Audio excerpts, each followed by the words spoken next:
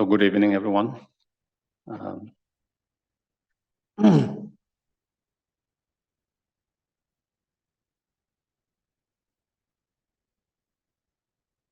we can start with the breathing, mindful breathing exercise, followed by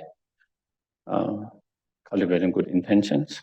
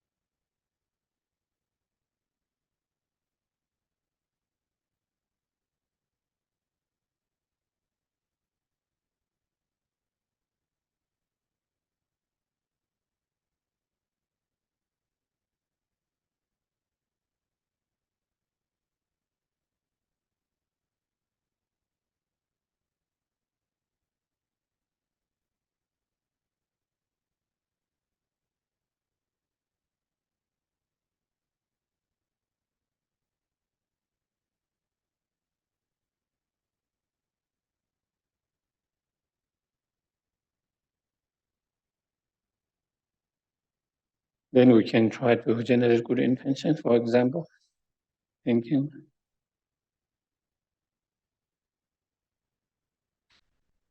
Unless we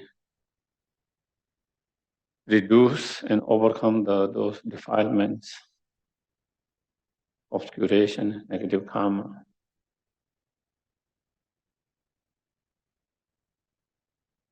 we're always going to face obstacles, difficulties, challenges in our life and in our practice.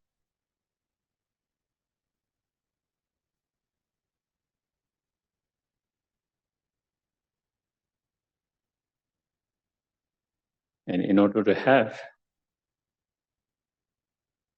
more joyful, happy life, and in order to have more success in our spiritual path practice, we need to overcome all the obstacles, obscurations. And to do that, we need to purify them, cleanse them. In order to cleanse and purify all those obstacles, we need to learn and be reminded of those practices. For that very purpose and reason, that's why we have come here. May us here coming together to listen, to reflect, contemplate, may all these become cause and conditions to actualize all the spiritual experience and realizations.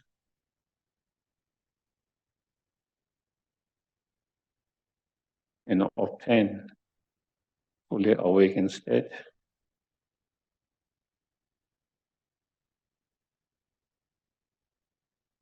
So we can fulfill the highest purpose of oneself and others.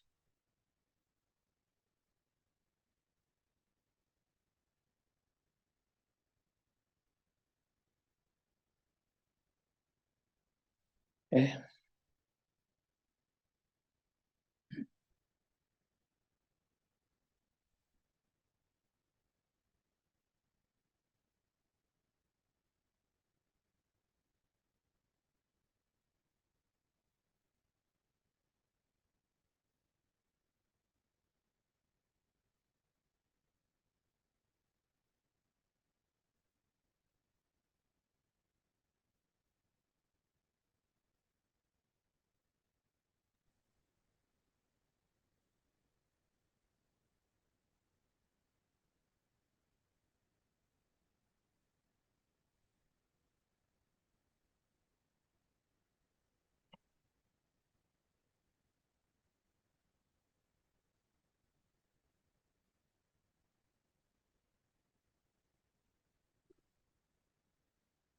Sorry, Geshe, we're a little bit delayed on our ends. Could our wonderful host screen share, please? Thank you. Praise to Shakyamuni Buddha, to the founder, the endowed transcendent destroyer, the one gone beyond, the foe destroyer, the completely perfected, fully awakened being, perfect in knowledge and in good conduct, Sugata knower of the world, supreme guide of human beings to be tamed, teacher of gods and human beings, to you, the completely and fully awakened one, the endowed transcendent destroyer, the glorious conqueror, the subduer from the Shakya clan, I prostrate, make offerings, and go for refuge.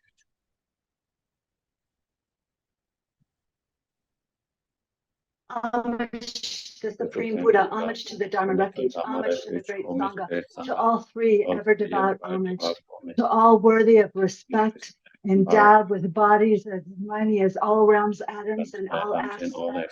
With supreme faith, I pay homage. Do not commit any non-virtuous actions, perform only perfect virtuous actions, subdue your mind thoroughly. This is the teaching of the Buddha.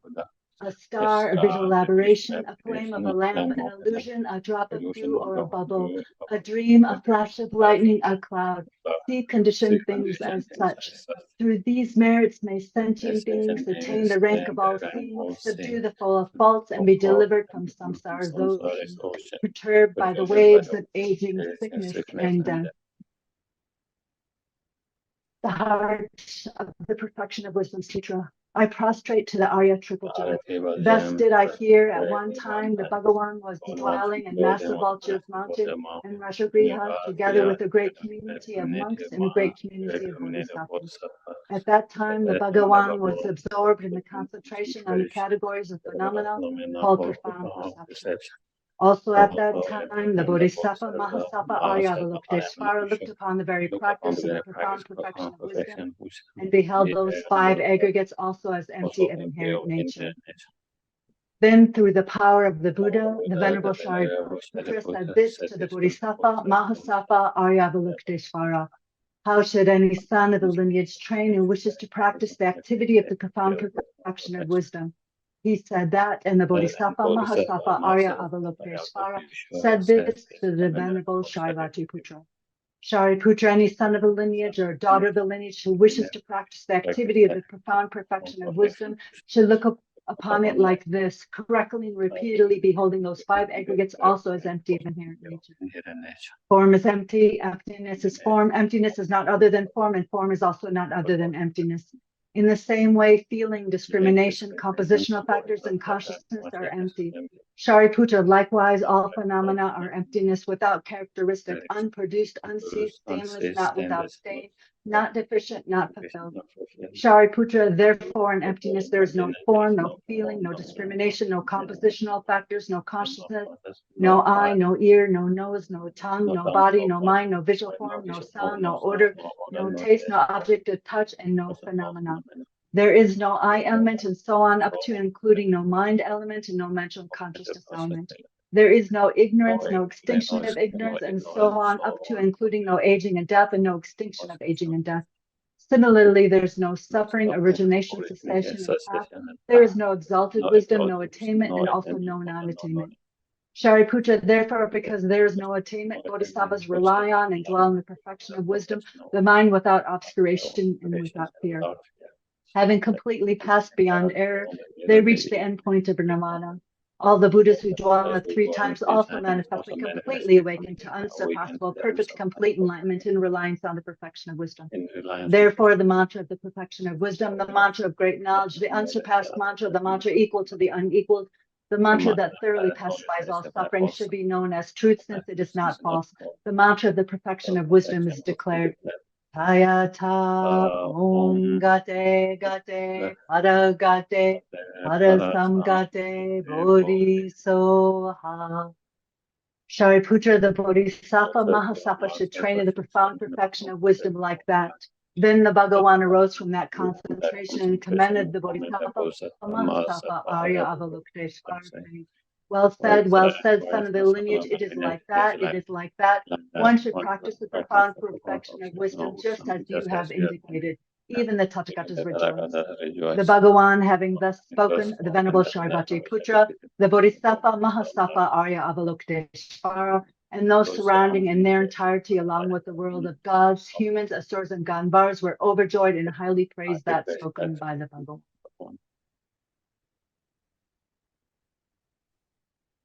Sajipu ki jushing me to Cham ri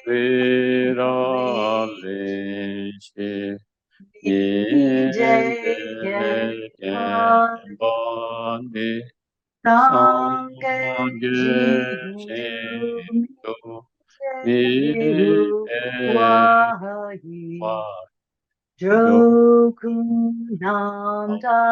Jingla Choparsho Vinam Gururanam Mandala Kamnirate.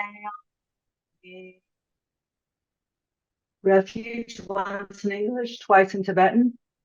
I go for refuge until I'm enlightened, to the Buddha, the Dharma, and the Supreme Assembly. By the merits I create through listening to the Dharma, may I become a Buddha in order to benefit all sentient beings.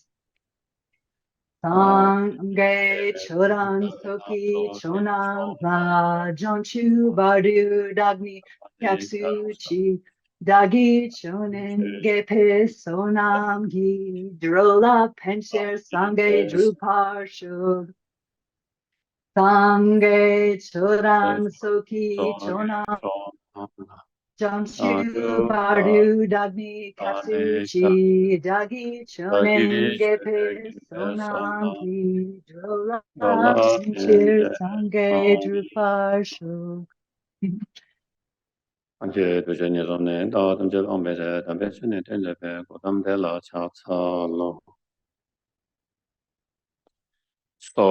from today, we start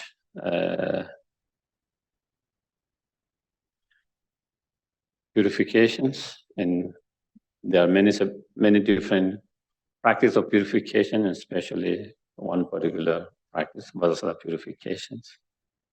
Before we actually go in the actual practice, the Vajrasattva purification itself, I would like to go through, little bit kind of introductions to the purifications, the importance of purification, how that fit in all the practice.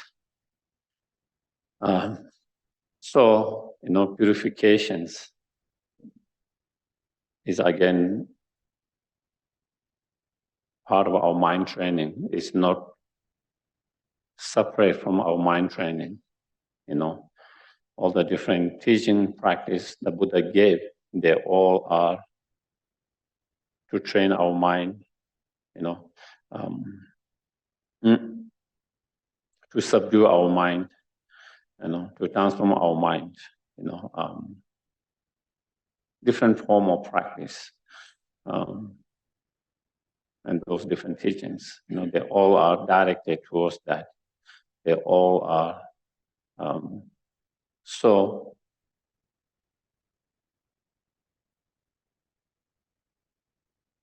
in order to train our mind, subdue our mind, discipline our mind, to discipline undisciplined mind, to subdue unsubdued mind, to train this wild monkey mind or wild elephant mind,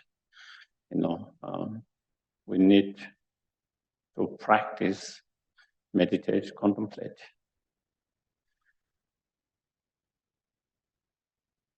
And for the success of our meditation, contemplation practice, there are many factors that has to come together. If, like everything else, as we discussed on Sunday about dependent originations, many multiple causes and conditions and factors have to come together for the success of all this spiritual practice. And one of the very important conditions for success is to cleanse or purify all the obstacles. Because as long as there is all the obstacles, if you don't purify the obstacles, even you do right things, right contemplation, meditation, practice, but, there's always something that blocks you, having to make the progress, to have the realizations, to have the success on the path. And that is the purification. Through purification, we need to clear the road, the obstacles.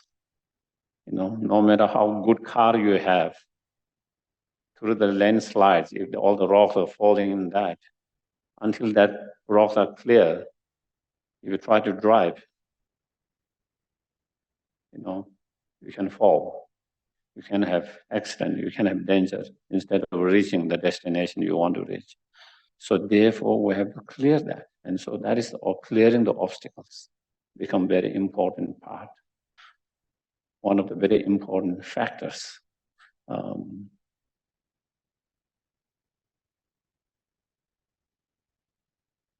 So therefore, that is a part of practice, part of factors, conditions to transform, to train, and to discipline our mind. So through purifications, we try to purify all the negative karma, all the defilement, all the obscurations, which are the obstacles for our spiritual path, spiritual progress, spiritual experience, realizations.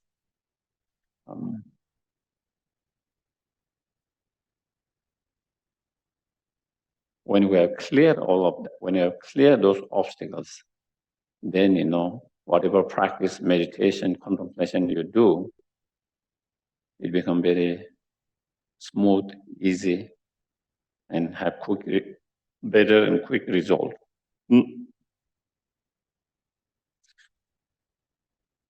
So first, very important is being very mindful, alert throughout the day with our action, with our speech, with our mind, especially with our mind, and trying not to create any negative karma.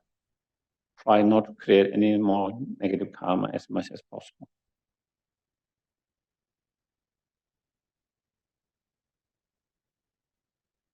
But whatever we have already created in the past, there are so many karmic potential, negative karmic potential within our mind stream that we have created from the beginning of lifetime, which are not being purified and which are still there.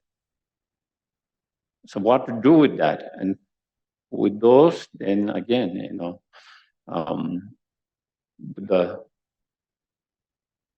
out of compassion and his all-knowing mind, he gave many different practices to cleanse, purify all the negative karma. Even we cleanse and purify previous negative karma, if we continue to create new ones, then then it's like never ending. It's never ending. So the best is try not to create new negative karma as much as possible. And then with the previous one, we try to do the purification. And it is mentioned, by some of the great masters.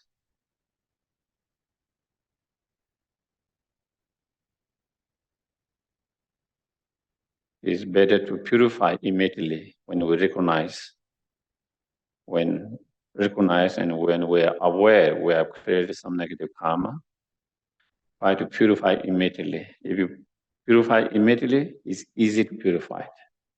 If you don't purify it immediately and if you live for a long time, that negative karma becomes stronger or multiply and increase, and then it becomes more difficult to purify. You need a stronger purifications. But when you try to purify immediately, then even with a not strong purification, even with this, that you might be able to purify it. So therefore, that is one thing again. Try to purify immediately whenever we realize or recognize that we have done something unwholesome, negative actions. One of the other things that I want to talk about is when you do the purifications, I think it's extremely important to understand and to recognize, to have this understanding and recognizing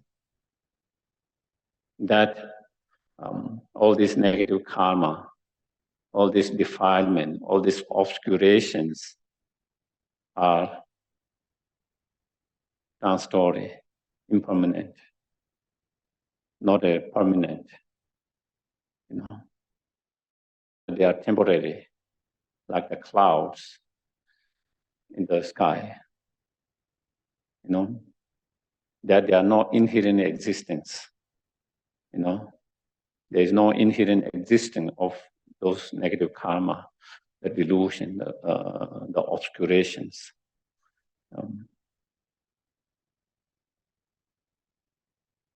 Those understanding, that is important factors. Understanding, those what we are trying to purify, the object that we are trying to purify, the negative karma, the defilement, the obscurations, they are not in the nature of our mind. They are not in the nature of our mind. The fundamental basic nature of our mind, in unpolluted, undiluted, uncontaminated in its nature, is very important to have that understanding, recognizing and understanding of that. Basically, understanding we are not original sinner, we are originally pure and altruistic. That is our basic nature. That is who we are on basic, original or basic nature.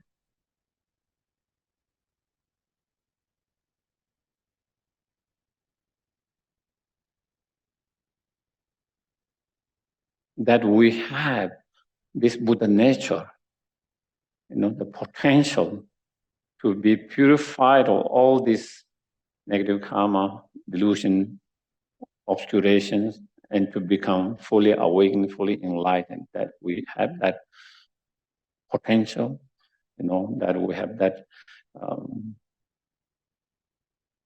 that is our basic nature, so that is important, very important to have that solid foundations.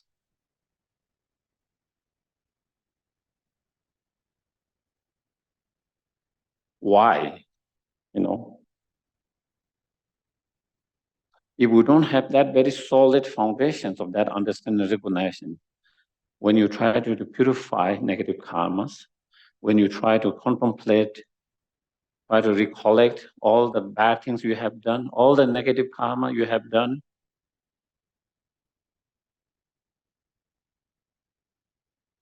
you might feel depressed.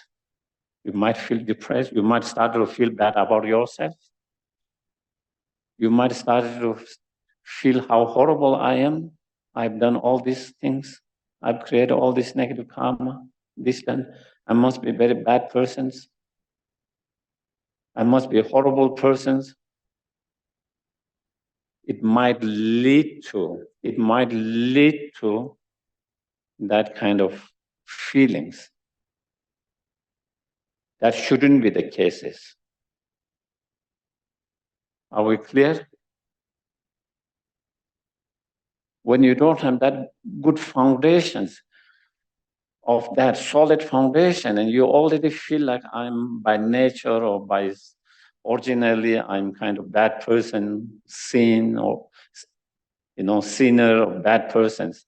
So you already have that foundation. On top of that, then you start to think of all the mistake you have done, all the negative karma you have, then is, kind of building and pulling so many negative, and then you started to feel so negative about yourself. Then one can feel, it's possible for someone to feel, self-hatred or, all negative feeling about self. So not to be in that state, that solid foundation, very important. That is very important.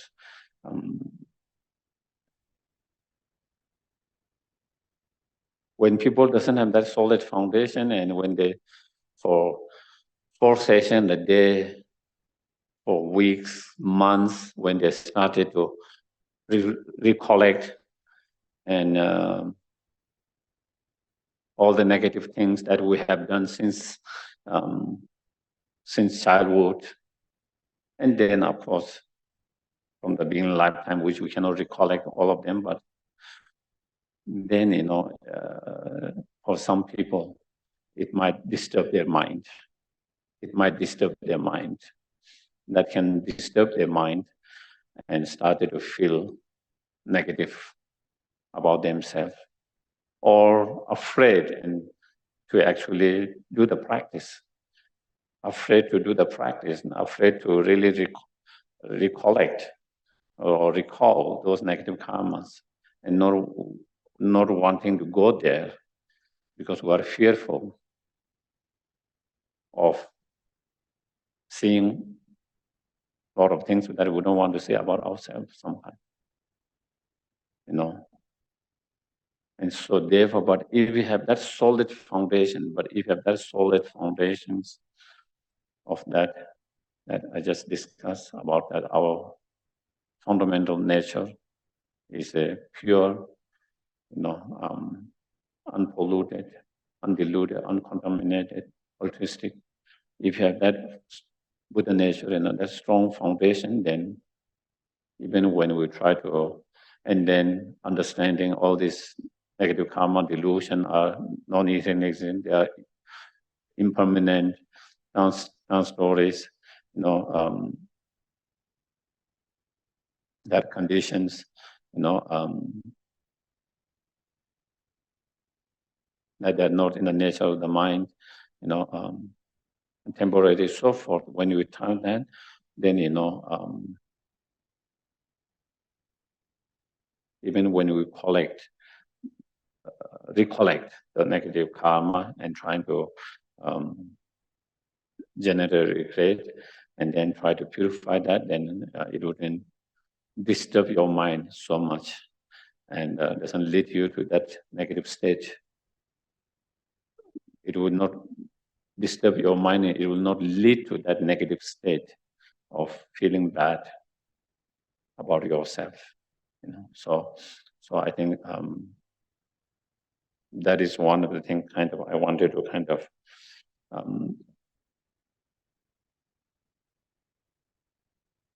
talk and discuss.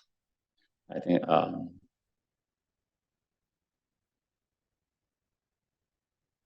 because I do see sometimes people get really kind of disturbed,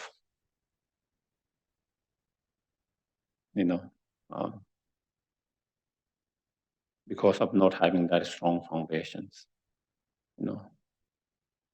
due to not having that strong foundations. Instead of seeing originally as a pure, there is sense of original sin, that you are originally bad, instead of saying originally pure and good. So that is important foundation to build. In relation to that, not exactly, but similar here. The example I gave, Nagarjuna in his praise to element of superior qualities, he said, when a metal garment which has become stained with the contaminants and is to be cleansed by fire is put into fire, its stains are burned, but not. So if you have a metal that is stained, then you put in the fire to burn all this stain. Some of stain you need to burn by the fire. But that fire doesn't burn the metal itself. It just burns the stain. In the same way, the wisdom fire destroy, all the stain of the negative karma, the delusions, obscuration in the mind. But it does not destroy and burn the clear light mind itself. The mind itself. The mind itself does not burn because, that stain in that metal is temporary, not in that nature of the metal. Same way, those delusions are not in the nature of the mind. And so with that example, then he gave that. So with regard to the mind of clear light, which has stain of desire and so forth, attachment or desire, anger, ignorance, jealousy, so forth, its stains, such as desire, are burned by the wisdom fire, but its nature, clear light, is not.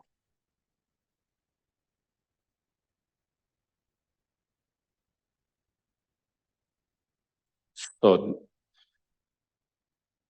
that is, again, here, what Nagarjuna is saying is, even though our mind is being polluted and contaminated by stains such as stain of desire, anger and so forth, but it is not in the nature of the clear light mind. It's not in the nature of the mind. Therefore, it can be cleansed, it can be purified. Those stains can be cleansed and purified, while the clear light mind remains there all the time.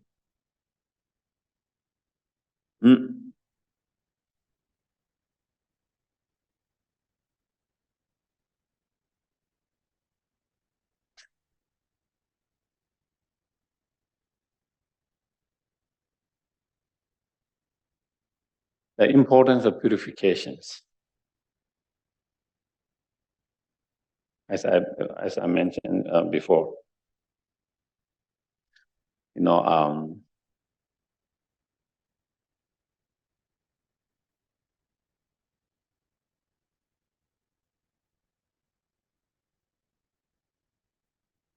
earlier Katamba masters, they said,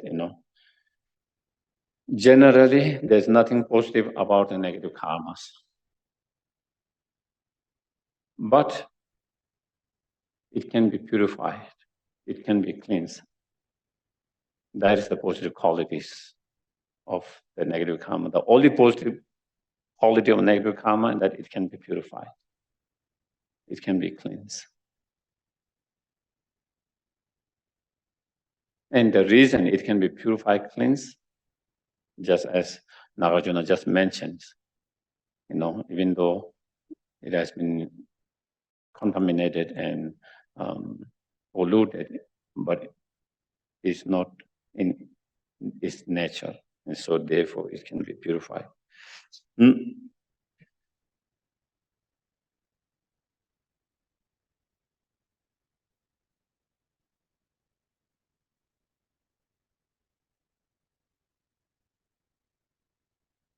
One of the great masters, Vajrasattva Rinpoche, who composed the word of my perfect teachers, the author of that.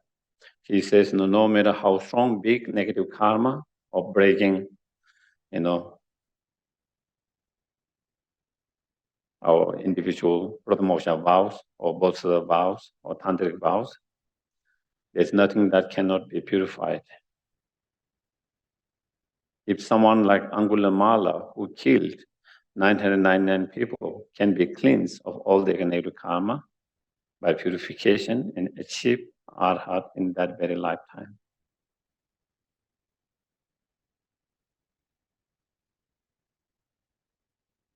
To be able to, even someone killing human beings, one human being is very strong negative karma. And then killing 999. But even someone like him, later of his life, he met the Buddha, followed the Buddha,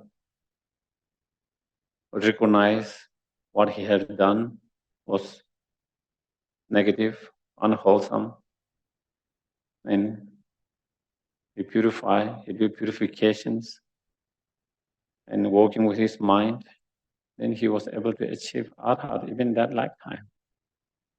So if someone like he can, then definitely we can, if we try, if we put effort, we can also purify,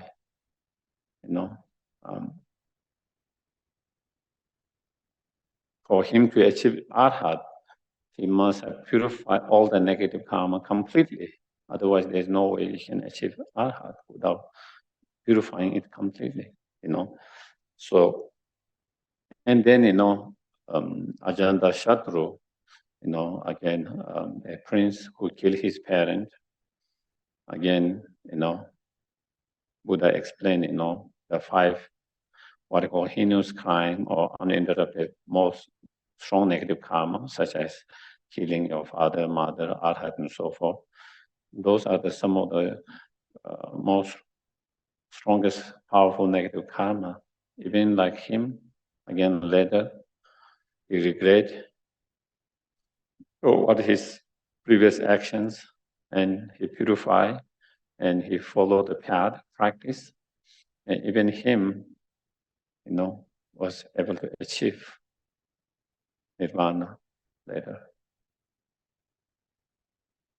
And that is, already the teacher, even in Nagarjuna, said in his letter to his friend King, where he said, whoever was once reckless may later become careful. They are then as comely as the cloudless moon, just like Nanda. Nanda was, I think, Buddha's cousin, and he's known for, he's one of the examples of among the disciples in the very beginning, who has the most stronger attachment, very strong attachments. Even with him later, slowly, he changed, and then to be able to give up and to really follow the path. Angulimala, which we just mentioned, who killed 999 people. Ajanta Satru, which is the prince who killed his parent. And Shankara. I don't know the story of the Shankara exactly in what. I think he might have been the example of one of the most ignorant among the disciples, but I don't remember, I don't recollect the story of that. So Nagarjuna gives some of the examples at the time of the Buddha who had created some of the strongest negative karma, but over the time,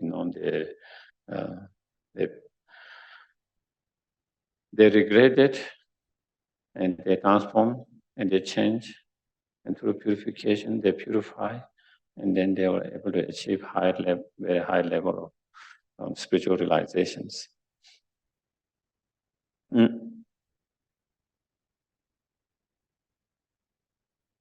I one of the Katamba Master Geshe said, on one side, if you continue to accumulate merit, on the other side, purify obscurations, pray to deity and guru, and if someone practices with full heart, even if one thing, realization will not come in 100 years, it will come because it's impermanent, that is changing all the time. Even you think that you cannot make any spiritual progress or have realizations, feel like, maybe I might not be able to make progress within this lifetime or in 100 years. But if you continue to practice wholeheartedly, purify, accumulate merit, if you bring all this practice together, because you create the cause and conditions, even you think it will not come, realization will come. Realization will arise. You will make progress on your path. So again, as I always, this small kind of wholesome approach in your practice, combining, all the different factors. Milarepa said, if you think, can negative karma be purified? If you remember virtues, it can be purified, So again, if you engage in the virtues as a way of purifying, then you can purify. The important purifications, also Lama Tsongkhapa said in,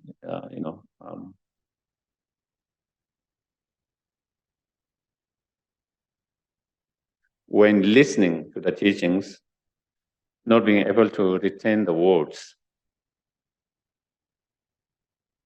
When reflecting on the meaning of the words, not being able to understand the meaning. And even you are able to understand the meaning, when you meditate, not being able to have realizations. At such time, the instructions is to depend on the holy object. At such time, when you have that kind of struggles, you try to meditate, you have difficulty having any realizations. In such time, then rely on holy objects, making supplications by seeing that the deity and the guru inseparable, and then purifying in front of the deity and accumulating merit. That is the best instructions. That is the best way to go about.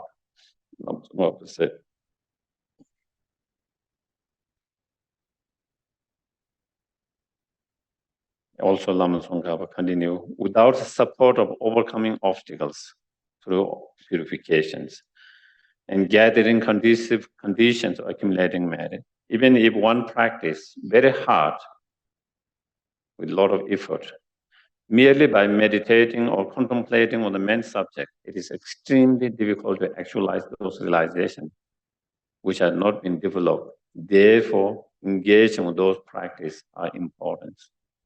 And so therefore, again, all the masters have all those masters, great masters from all different lineage. All the masters from India, Indian masters, Tibetan masters, all of them, they have same instructions. And all these instructions coming to their own experience, sharing through their experience. As Padre Rinpoche also said, the main obstacle to develop realization or spiritual experience on the profound path is the negative karma, obscuration, and the imprint. In order to allow the reflections of realization into the mirror of the mind basis of all, it is important to purify obscurations. For example, in order to reflect the image in the mirror, it's important to clean the mirror. If you don't clean the mirror, the image will not be able to reflect into the mirror. You wouldn't be able to see it. Same way, without purifying those negative karma, obscuration within the mind, the realization will not be able to reflect in the mirror of that mind. And there are many methods taught to purify obscuration by Buddha. The supreme among those is the practice of Guru Vajrasattva practice. That is what Rinpoche is. Even though there are multiple different purification practices, not just one practice, the multiple different purification practice taught by the Buddha, but among them, here is saying, among all those different practice, meditation, supreme one is the Guru Vajrasattva practice, the sadhana. Also, he said, in order to make our speech powerful and blessed, one should cleanse the obscuration of the speech. If there is obscuration of speech, then your speech does not become powerful and blessed. And so you have to purify the obscuration of speech. And there is no powerful than essential 100 syllables, which is the Vajrasattva mantra, 100 syllable mantra. So to purify the obscure speech is to practice the Vajrasattva practice. Therefore, it's important to put effort in 100 syllable practice all the times.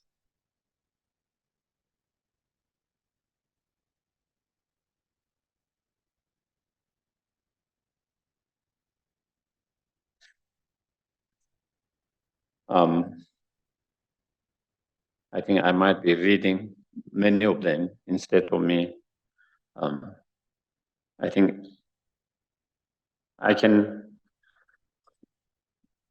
explain myself, but I think it might be more powerful that is coming from a certain great, well-known masters to their experience, that it has more weight. Because His Holiness the Lama said in relation to the practice, therefore temporary faults can be purified or removed. Okay, we already talked about those negative karma, delusions, obscuration are being temporary. Okay, those are temporary faults, can be purified and removed. The direct antidote to removing those defilements, wisdom, realizing emptiness of inherent existence. In order for the antidote consciousness, realizing emptiness to be powerful, it is necessary to be accompanied by the compassionate method. Therefore, it is necessary to generate wisdom accompanied by the compassionate method. Another way is to engage in a technique of purifying, deal with deeds and defilements. So negative karma and defilements. In any case, what we need to combine mode of practice in which we accumulate the positive and purify the negatives. The actual entity Vajrasattva sitting on your head is exalted wisdom endowed with a multitude of compassionate methods. Thus, is capable of acting as an antidote to the obscuration, omniscience of the Buddhahood. This entity of the deity appeared in the form of Vajrasattva. So again, here His Holiness making point, through the practice of Vajrasattva, that we can purify all those temporary negative karma and obscurations and defilements.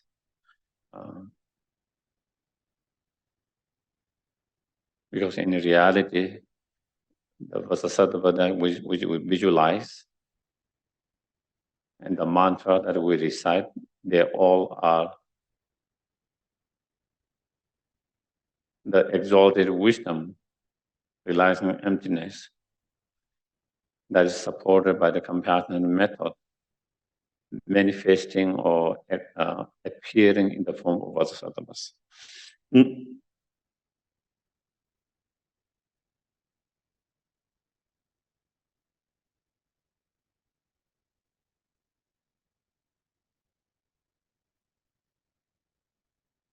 Maybe I will read a little bit more and then maybe. And then, Lama Yeshe said, and because these are our kind of lineage teachers, so I think it will be nice to hear what they have to say, on this issue, that this practice, Lama Yeshe said, we often find that when we meditate on Lamrim, the path to liberation and the enlightened realization, we encounter many hindrances. We cannot understand why it is so difficult to meditate, to control our mind, to gain realizations. Why do I meet with so many obstacles? Whenever I try to do something positive, leading worldly life was much more easier than this. I think sometimes we might feel that way. Sometimes we could feel that way.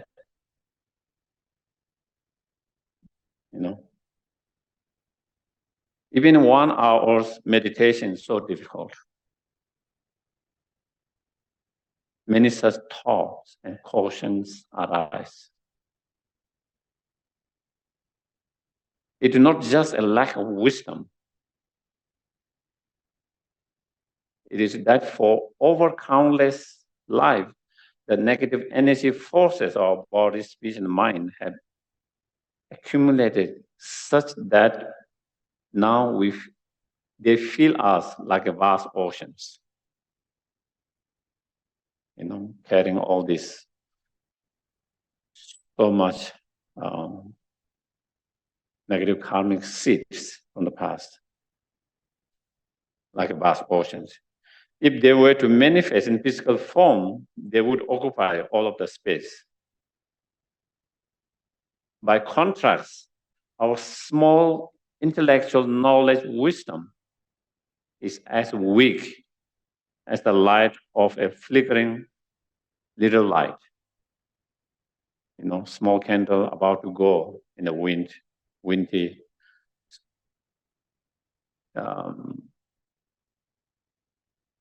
circumstances. A little candle isn't much help on a dark night and a windy night. Our tiny candle, like knowledge, wisdom, cannot control or release us from overwhelming force of our negative mind. Thus, it is the energy of our wrong conception, our negative mind, that makes it difficult for us to actualize the everlasting peaceful path of liberation and receive realizations. Therefore, we need a powerful purifications practice, like in Tantric yoga method of Heruga Vajrasattva, to destroy both energy force of ignorant mind and negative actions of body, speech that arise from here. So it doesn't have to be Heruga Vajrasattva, it's Vajrasattva. Lama Yeshe was a strong practitioner of Heruga. He was a strong practitioner of Heruga, so therefore, he do the practice in relation to that. But normally, in general, in most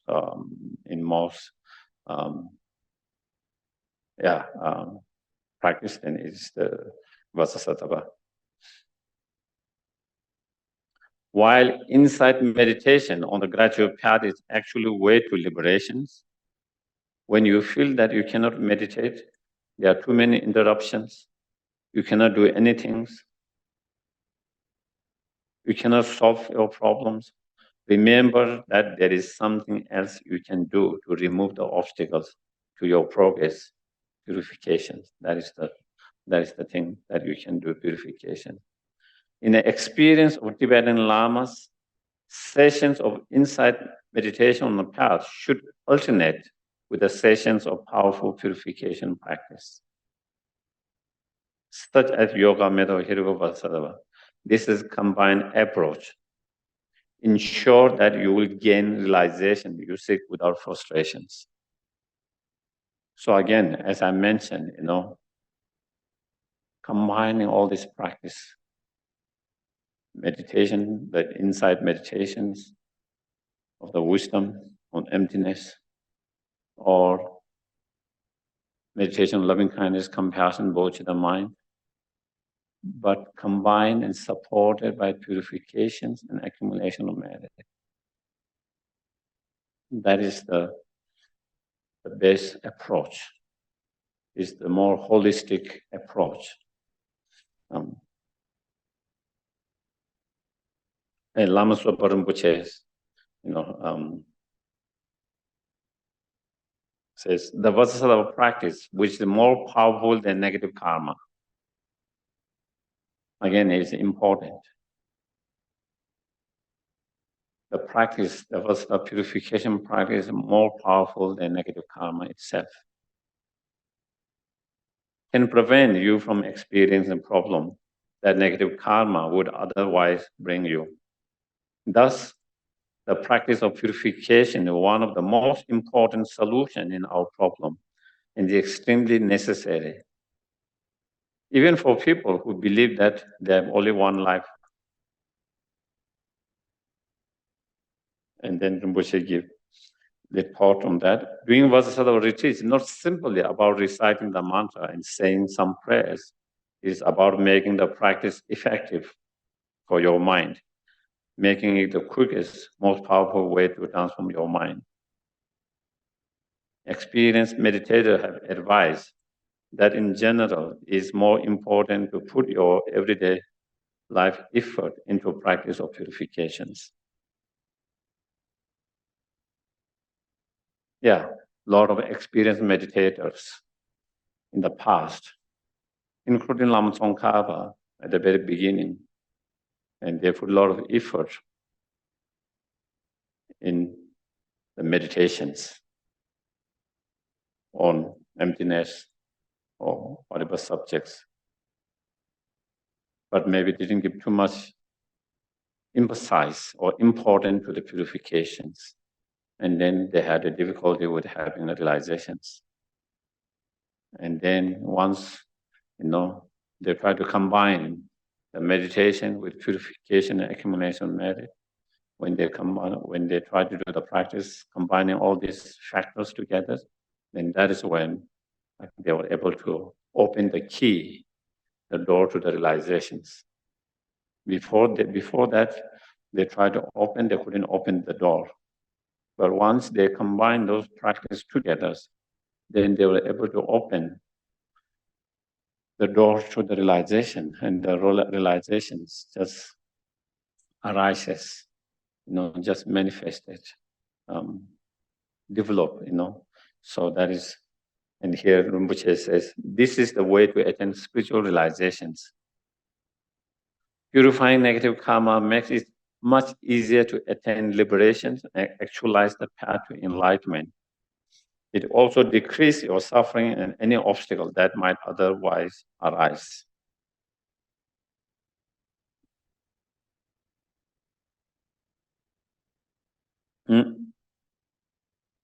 So that is a little bit about the importance of the purifications, a little bit about the importance of the purification, especially in relation to our spiritual path practice.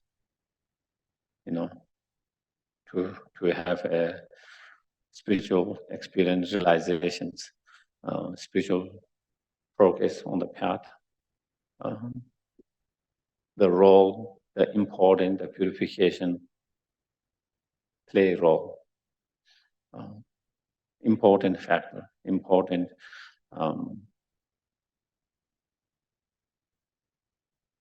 conditions.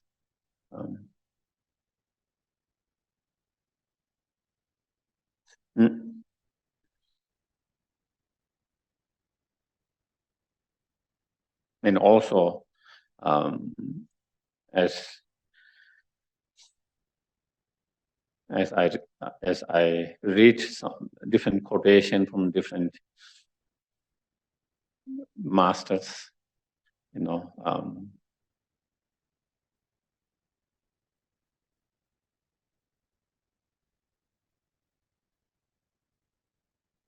in the teaching, tantric teaching by Buddha. In that, he mentions the importance of powerful Vajrasattva purifications. Maybe, and then maybe I would read that Lama Adisha also said that, and then I just read His Holiness Lama Geshe, Lama Zopa Rinpoche. They're all saying how this Vajrasattva purifications is the most powerful purification practice. Even though there are many purification practices, how this, according to all these masters,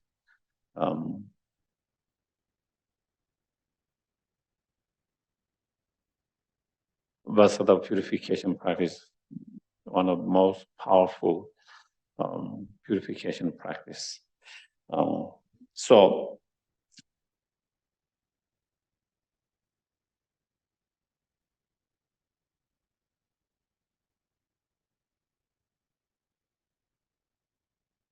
in there's a tantric text or the tantric teaching by the Buddha himself.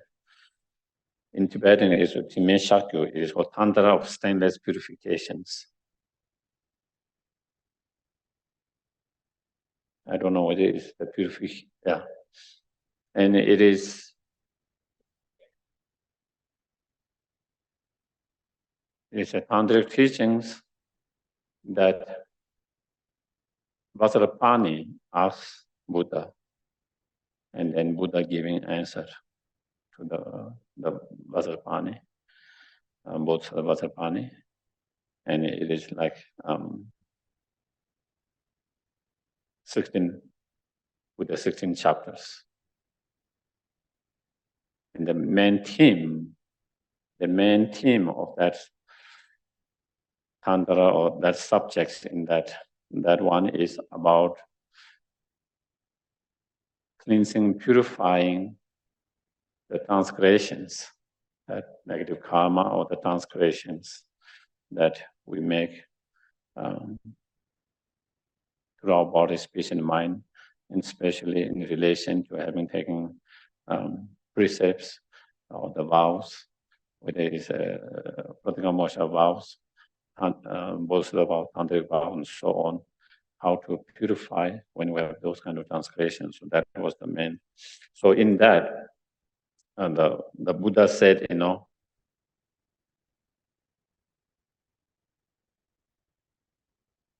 very heart of the heart, or the essence of the heart of all the Tathagatas or the Buddhas, which purify, all the obscurations, all the transgressions, and all the misconceptions, is the 100 syllables. And that 100 syllables is the king of all the purifications. And if you recite 108, that 100 syllables, it will purify all the transgressions. One will be liberated from falling in the lower realms. Whichever practitioner take that 100 syllable as their personal practice, heart practice, and do the practice and recite, that persons will become, the son of all the Tathagatas in this life, and even after death, there will be the close disciples of the Tathagatas in the futures, for sure. So again, in here, the Buddha says the Vajrasattva practice here. The Vajrasattva practice sometimes you see they use the 100 syllables. So because in that long mantra, there's 100 syllables. So therefore, it is some syllables. So that basically, in the sutra, the Buddha saying that through the practice of that Vajrasattva, then you can. It's a very here Buddha explained this tantra. He explained that practice is like the king of all other purification practice, meaning most powerful. Even though there are many other purification practice, is the most powerful. And same things, similar. The Kadamba master, the great Adisha, once said,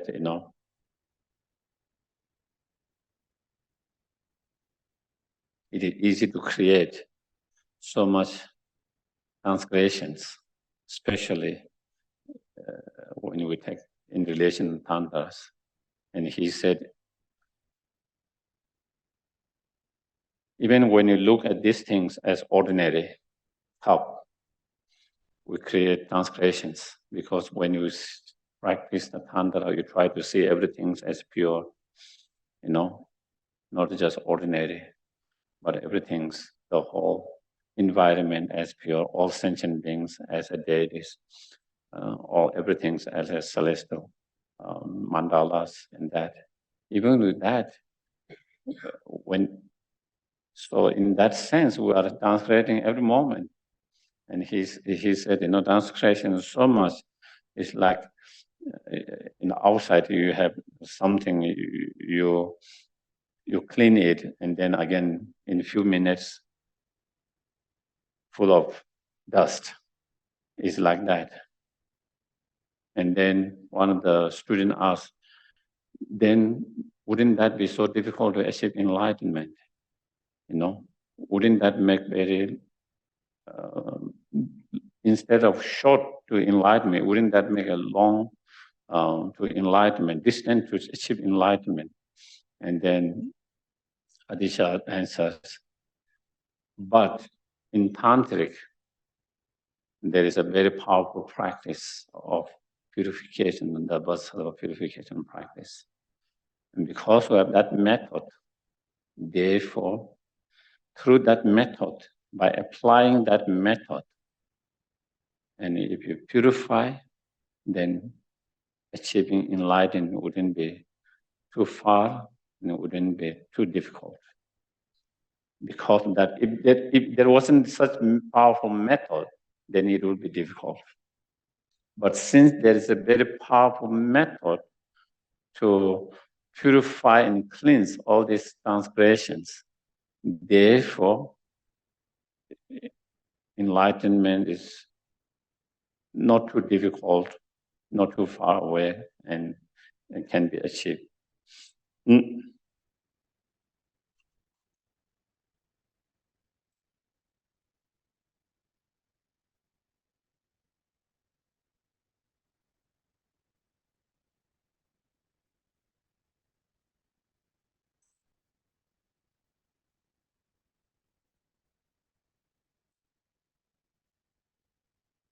So that is kind of important purifications, and especially the practice of Vajrasattva purifications, the importance of that.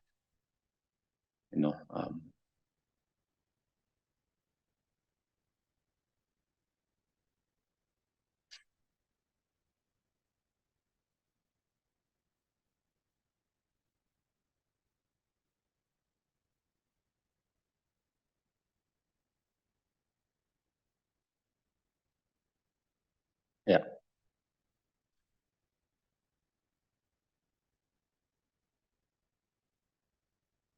So in one of the teachings on a Kala Chakra Tantra, and on the great ended, earlier masters,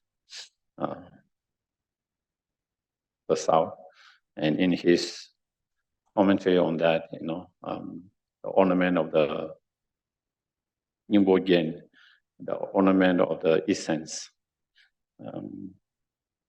If I translate literally, that is what the title. In that, he mentions that great practitioner Mahasiddhi mentions,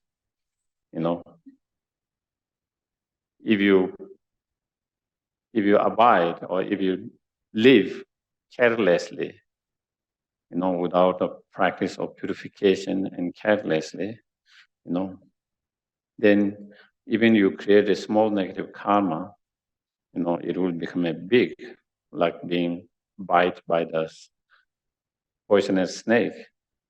Even when it bites it, even you might not feel so much pain, but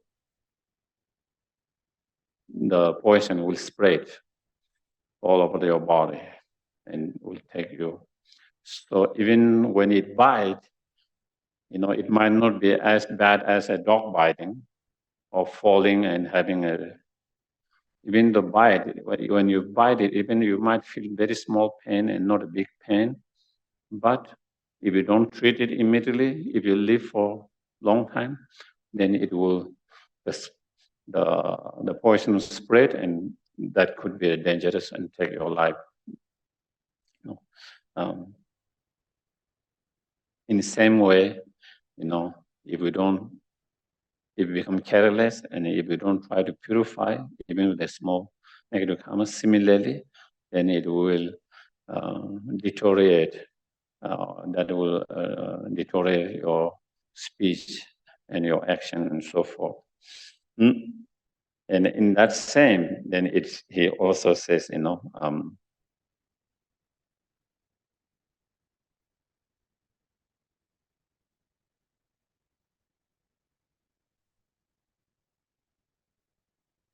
here on top of the white lotus, with the moon disk in the middle, Vajrasattva holding the doje and bell,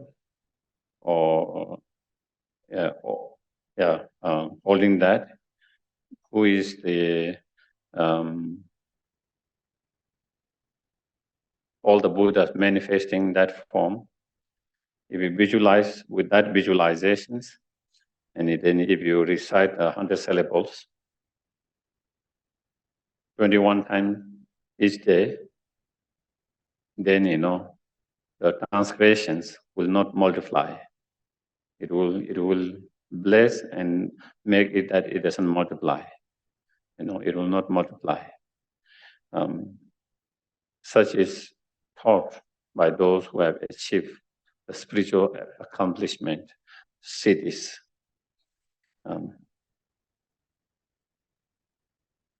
And one should practice that, here during the post-meditation sessions.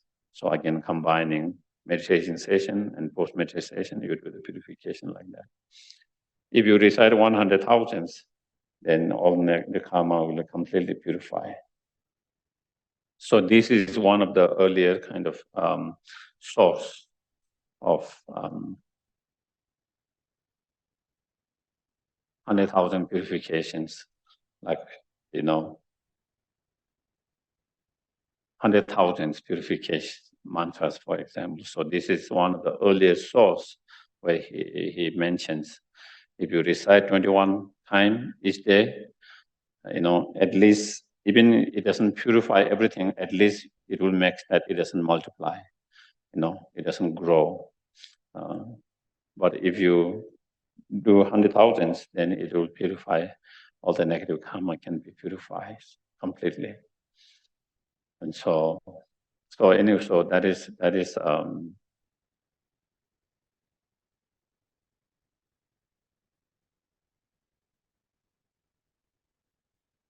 and this is one of the very early Indian sources from Indian scriptures, okay? Indian masters.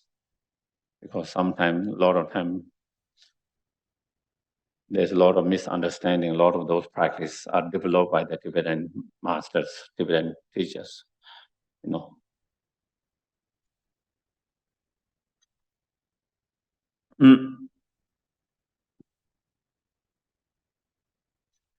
And then the Vajrasattva practice. So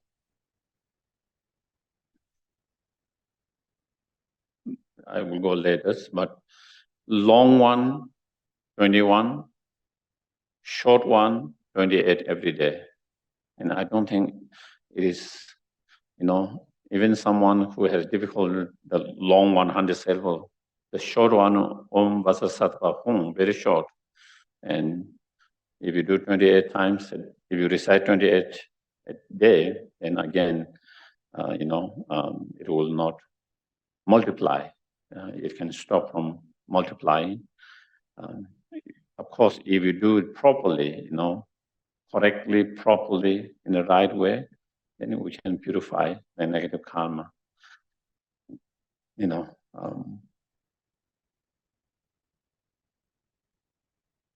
So there are many different Vajrasattva practice.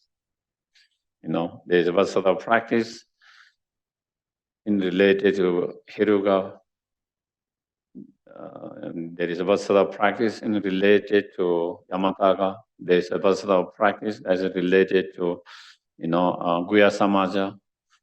There is a but generally there's not much difference. In Hiruga, the mantra changes instead of Om Vajrasattva Sama, Hiruga Vajrasattva Samaya. So that mantra changes. So that is why I wanted to keep the Vajrasattva. And then, we have a small booklet by Lama Zopa Rinpoche. You can see, definitely have that.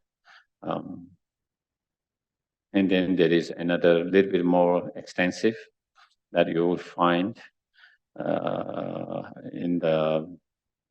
there's a Apimti Vajrasattva, how to do Vajrasattva retreat.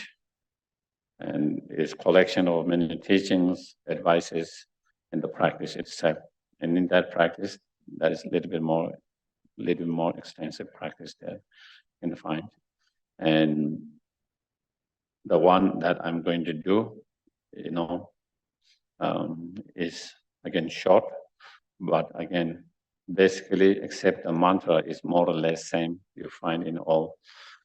At the very beginning of whether it's Yamadaga or Hiruga or Guya Samaja, when you do the long sadhana at the very beginning, part of the beginning, preliminary practice, there is a purification. So we will be using that as the basis at the moment for the. Based on that we're going to kind of discuss.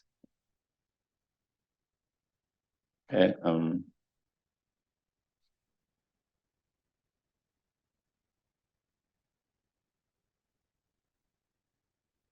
So I think that is all.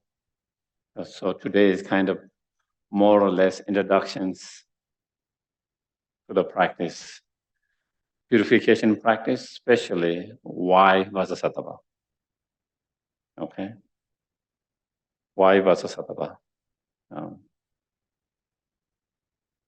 So any questions?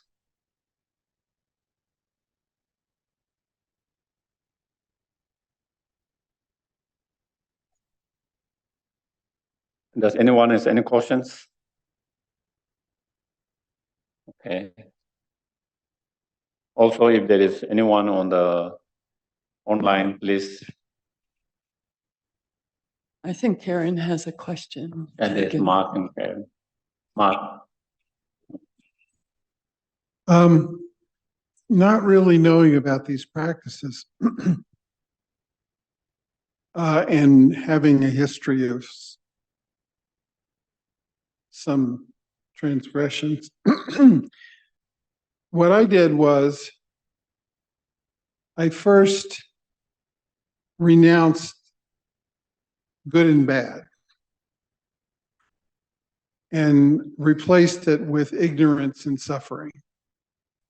And then I said to myself, this person that did this transgression is not me. Well, there's been 1,000, changes and impermanences, and they did that transgression in samsara, in the midst of confusion and ignorance and just the mess of grasping and aversion, not only their own, but the other people around them. And I mean, that seemed to work for me because I seem to be able to let go of the thing. Do you have a comment on that as a method of purification? As I mentioned before, there are many different ways of purifying. This is the Vajrasattva purification is not the only method. Okay.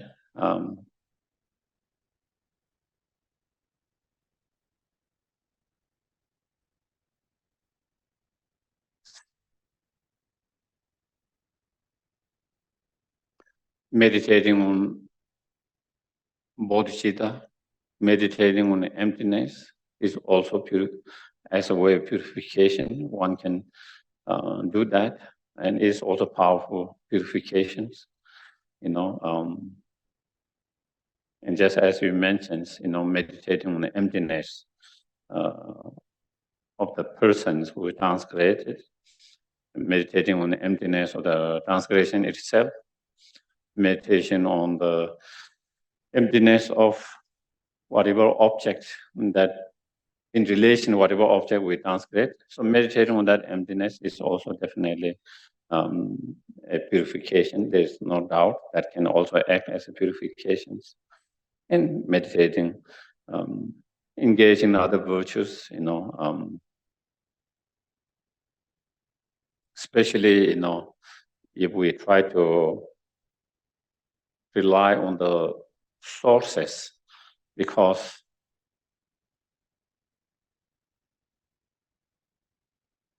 I can think this is best for me, but I don't know. Maybe I'm just making of myself. So I have to rely on something earlier masters who have realizations. And so according to, if you follow their teaching, their realization, then of course, they give many different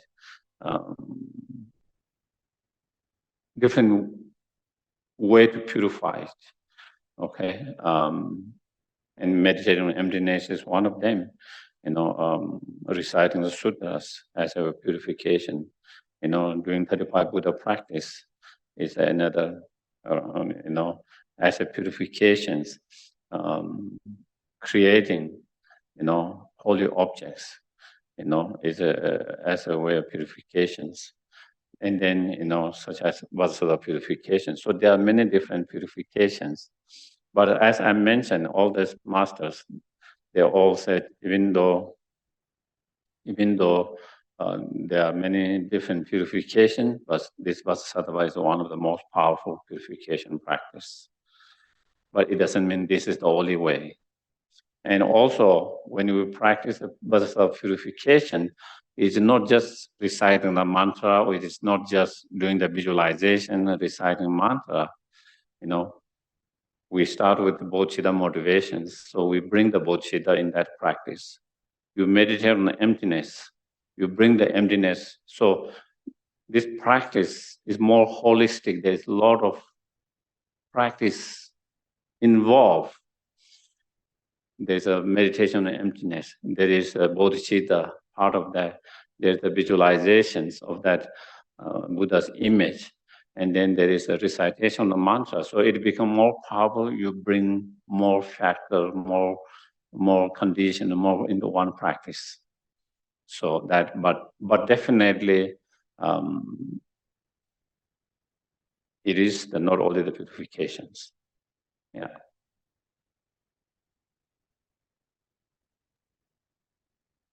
Geshe, can I ask something online? Okay. I just wanted to say that I know you're leaving soon, and I'm really excited that this is your last teaching group, because it really will add to our practice of our nightly Vajrasattva. And just what you shared tonight is already deep in my practice, even though I've been doing this for about a year and a half. So thank you very much. Thank you. Thank you.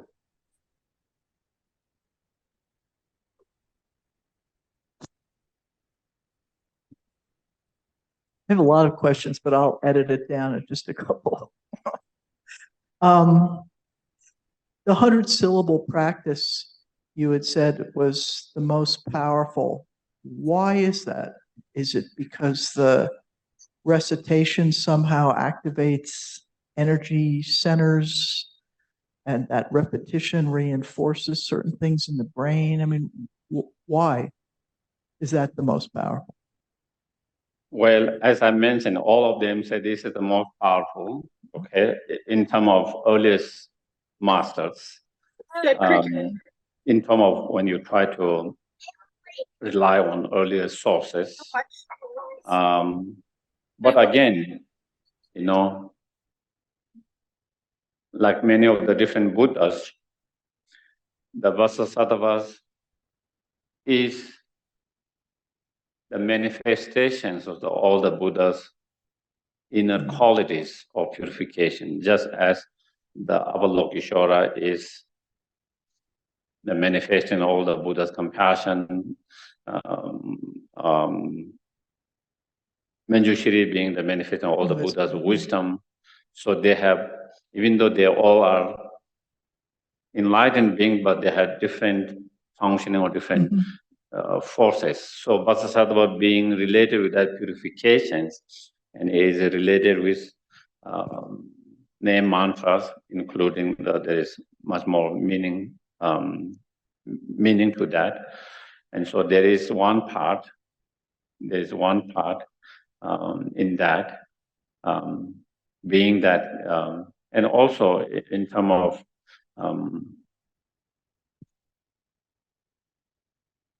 one of the masters said, you know, the Vajrasattva, when he was on the path as a bodhisattva, he met many different inspirations of prayers, and many of those inspiration and prayer was related to purifications, such as by anyone remembering me, reciting, thinking about me, reciting the name and the mantra, my name, my mantra, and so forth.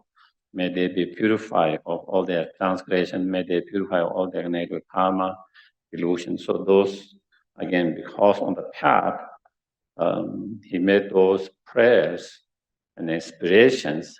And when you achieve enlightenment, then those prayer inspiration is perfected. So through, again, the power of that. So that is more from power of the objects.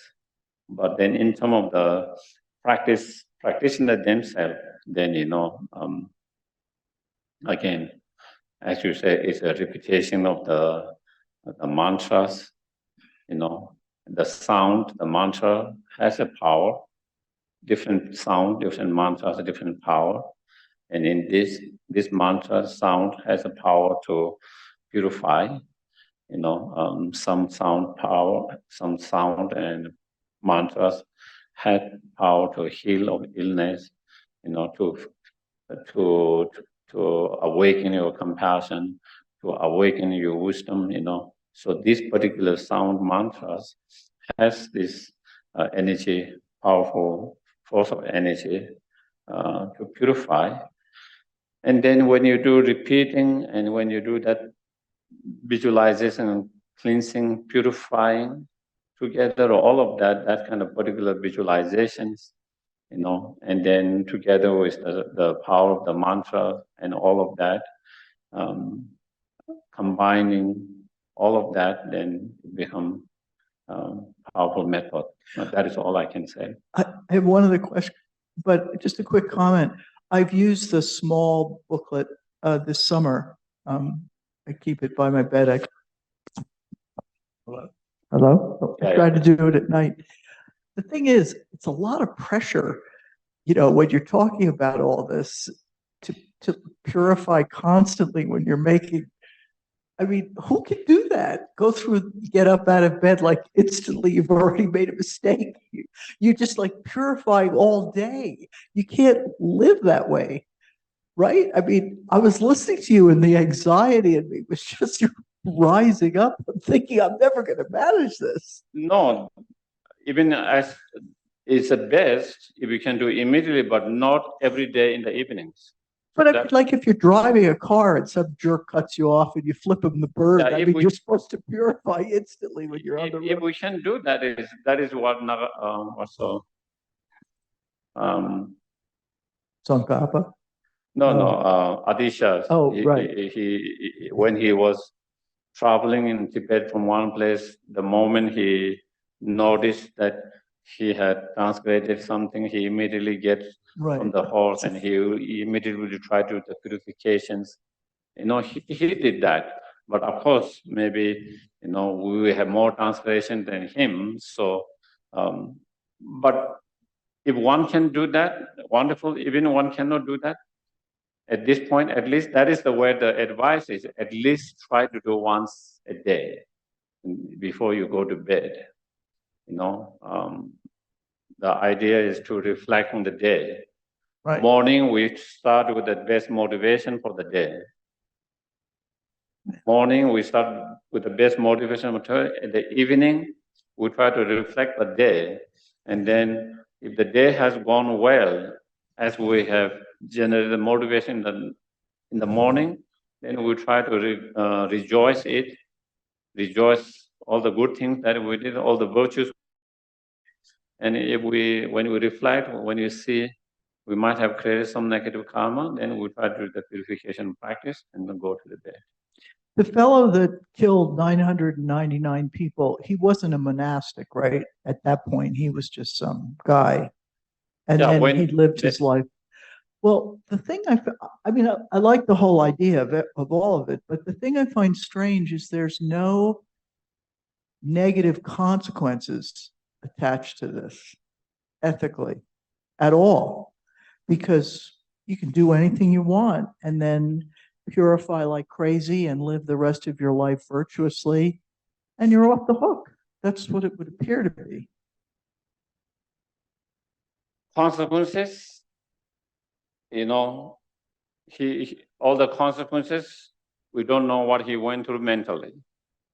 Okay. Of course, he purified later and he achieved enlightenment. But if he didn't purify, if he didn't regret and purify, if he didn't change his life, then, you know, there will be consequences. There will be consequences, but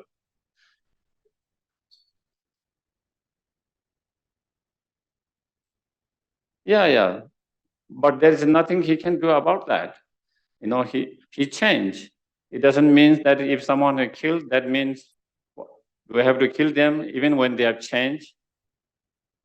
If they don't make same mistake, that is how we try to look at this time. Someone make mistake, doesn't matter whether they have changed or not.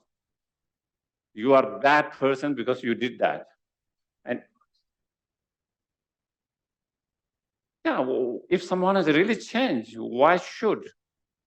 You know, if they have not changed, then they should have consequences because they will make that mistake and they will hurt more other people. If someone has changed and they've truly changed and they regret what they have done and they are willing to do whatever you need to do in order to change that, and if they have really become good persons, you know, that is all about. Otherwise, where is the forgiveness? You know, otherwise, no one has chance. No one has any chance. We all make mistake, and therefore, if I hurt someone, that means as a consequence, no matter whether I have changed or not, that I have to get the consequences. Then there is no chance for anyone. You know, so therefore, yeah. But if they don't change, there is a consequences.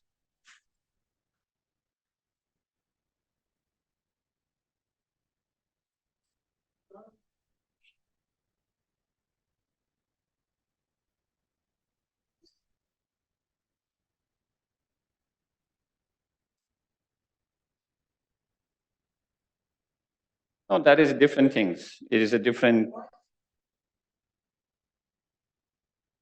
Yeah, I don't know, is it discouraged? Otherwise I feel like I can disrobe today, enjoy, tomorrow I want to become monk, and next day my mind is up, then I go and have that, So that is like, people's mind are not stable. When you are not stable, one day you feel this is not path. Next day you might feel this is a path. And you keep on doing that, and you keep on, if someone can do it, everyone will be disturbed. Whole Sangha will be disturbed. Because it's keep on, your mind is fluctuating, and on the basis of that, it is not, let's not go, okay? Do the dedications.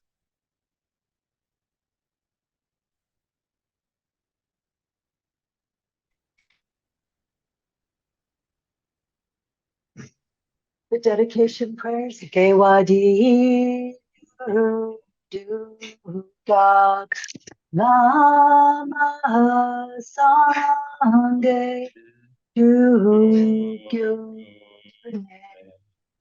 jo chi kang mahali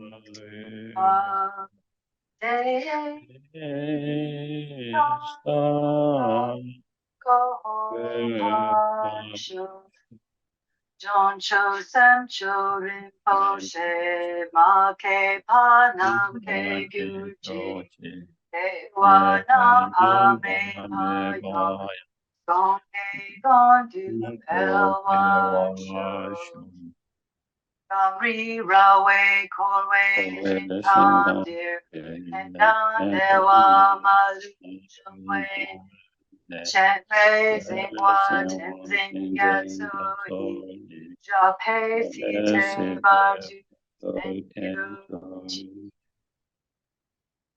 And then for Rinpoche, swift return. Peerless teacher.